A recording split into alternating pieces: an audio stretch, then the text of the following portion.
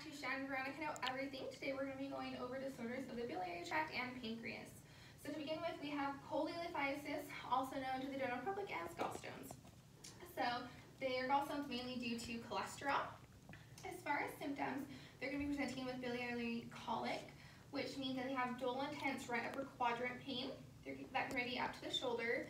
These attacks can last anywhere from 30 to 60 minutes. And they happen after somebody eats a fatty meal, so if you get a history, they say they're commonly going to In-N-Out or McDonald's, and then the pain occurs. It can also occur at night, so they say these symptoms only occur when they go to bed at night. And the reason why is because when they lay down, those gallstones move. So the workup, ultrasound. So you really need to be able to distinguish this from all the other things we learned, which would be endoscopy and barium swallow, ultrasound, right upper quadrant. That's going to be the best initial test for this type of symptoms. As far as treatment, you're going to go ahead and just remove the gallbladder, also known as a laparoscopic cholecystectomy. So one thing to note is Collott's triangle. So this includes the cystic duct and two hepatics, so the artery and the duct. So we have a nice image over here. So you can kind of see this is our liver. We have the gallbladder, the pancreas, and then the biliary tract. So cholelithiasis specifically, we're talking about the gallbladder. Now moving down to acute cholecystitis, so itis, inflammation of the gallbladder. So common complication of cholelithiasis. So these two are correlated. Again, they are associated to the gallbladder. So this is where a gallstone blocks the cystic duct, leading to gallbladder inflammation. Symptoms, again, that right upper quadrant pain. But with this, you're going to find that your patient is going to have fever and they're going to have increased Lukes when you get that CBC. Again, the shoulder pain, nausea, vomiting, and then this is going to be your positive Merkin sign. So work up again the ultrasound.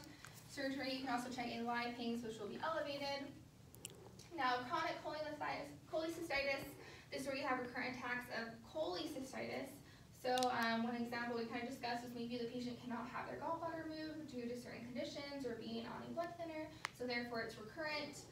Just those recurrent biliary colic symptoms that we discussed. Now with choledocholithiasis, these are stones in the common bile duct. So we're moving from the gallbladder, looking specifically at just the bile duct. And with this, your patient's going to have a history of stones. They're going to have jaundice on exam, so they're going to be yellow. Coriore's sign, which means that they have a palpable gallbladder. So a nice way to remember this is choledoco Coors Light beer. So there's our Coors Light. Labs, you're going to have a lot of elevated labs, so liver labs, GGT, alk-phos, hyperbilirubinemia. Just remember everything's kind of elevated. Your workup again, ultrasound, and then you're going to do an MARCP. Treatment, so you're going to be doing an ERCP to remove the stones. You're also going to provide them with antibiotics, and then after the stones are removed, you're going to go ahead and remove the gallbladder as well. So cholangitis, this is a bacterial infection of the biliary system.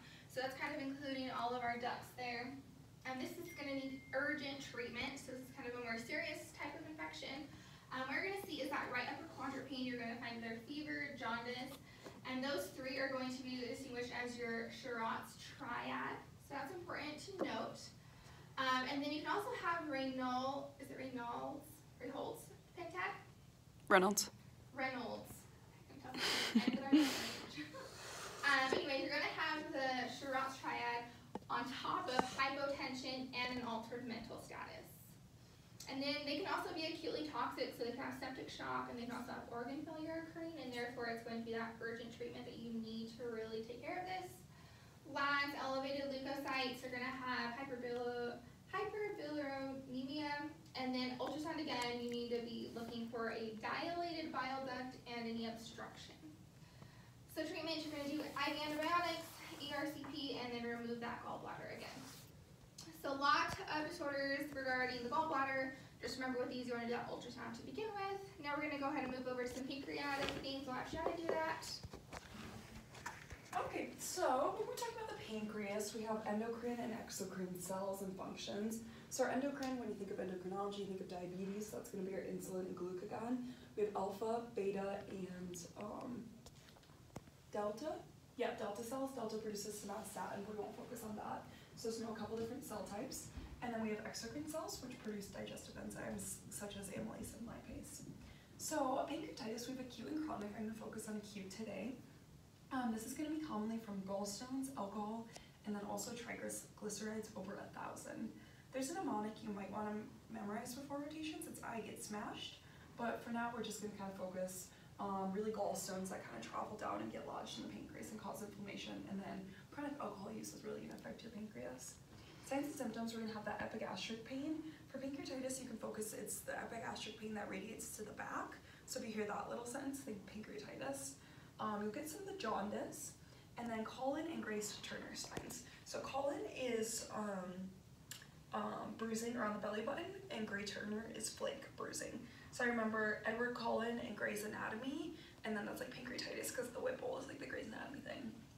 So diagnosis, a couple different things. The main one with labs is elevated amylase and lipase.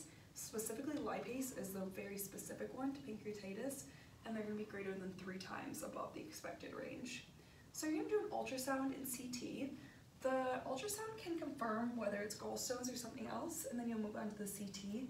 That'll help you classify what type of pancreatitis, if it's necrotic versus edematous, so fluid-based or tissue dying.